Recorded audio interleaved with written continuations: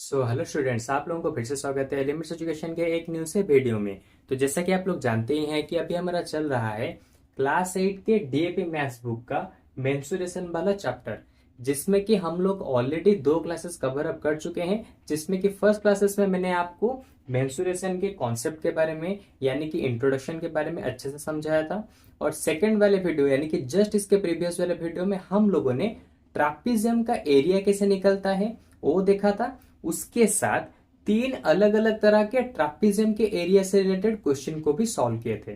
तो अगर आप लोगों ने उन सारे क्लासेस को अटेंड नहीं किया तो जल्द से जल्द जाके उसको अटेंड कर लीजिए। ओके, तो उसी तरह से आज के इस वाले वीडियो में भी हम लोग क्या करेंगे, एक नए कॉन्सेप्ट यानी कि area of a general quadrilateral के बारे में पढ़ेंगे। अब इसका मतलब क्या है? इसका मतलब ये है, तुमने बहुत बार देखा होगा एक एक क्वाड्रिलेटरल इस तरह का होता है, जैसे कि इस टाइप का देख लो, ऐसे ऐसे, यानी कि इसको कहा जाता है जनरल क्वाड्रिलेटरल। यानी कि इसका कोई भी पर्टिकुलर नाम नहीं होता, ना तो ये स्क्वायर है, ना ही ये रेक्टेंगल है, ना ही ये रोम्बस है, ना ही ये पैरेललोग्राम है, ना ही ये ट्रापीजियम है। ऐसा कुछ भी नहीं है, लेकिन ये बस एक क्वाड्रिलेटरल है। तो इस तरह के क्वाड्रिलेटरल इसको कहा जाता है जनरल क्वाड्रिलेटरल, जिसका कोई अच्छे से नाम ही नहीं होता। ओके, तो इस तरह के क्वाड्रिलेटरल के हम क्या करेंगे, उसके एरिया को निकालेंगे। ठीक है, तो इस तरह के क्वाड्रिलेटरल के एरिया को निकालने के लिए उसने एक फॉर्मूला दिया है। जो फॉर्मूला क्या है, और हमेशा याद रखो, इससे रिलेटेड मेंसुरेशन से रिलेटेड कोई भी क्वेश्चन तुम्हें करना है तो इसके सारे फॉर्मूलाज तुम्हें मुंह जबानी याद होने चाहिए, नहीं तो इसके एक भी क्वेश्चन को नहीं कर पाओगे। ओके, तो देखो इसने क्या दिया है, इसका formula half into diagonal into sum of latitudes on a diagonal drawn from other vertices. तो अगर किसी भी एक जनरल क्वाड्रिलेटरल का तुम्हें क्या करना है, उसके एरिया को निकालना है, तो तुम्हें यहां पे जरूरत पड़ेगी उसका एक डायगोनल का लेंथ। ओके, उसके साथ उसी डायगोनल के यानी कि इसका लेंथ, मैं अगर इसका नेम दे दूं ABCD, तो यहां पे इसका एरिया निकालने के लिए तुम्हें इसके डायगोनल का लेंथ यानी कि AC की जरूरत पड़ेगी।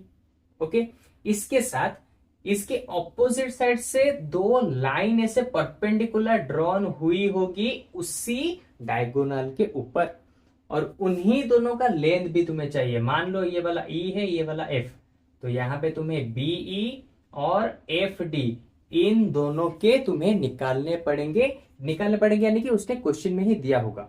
ओके, इन दोनों के तुम्हें लेंथ को यूज करना ही पड़ेगा, फिर जाके तब जाके तुम इसके एरिया को निकाल सकते हो। ओके, और इसलिए उसने कहा है शॉर्टकट का फॉर्मूला हाफ इंटू क्या, डी का मतलब क्या हो जाएगा, अरे भाई AC का लेंथ यानी कि डायगोनल का length, whole into H1 plus H2 यानी कि यहां पे ये जो हाइट देख रहे हो इन दोनों का सम तुम्हें करना है।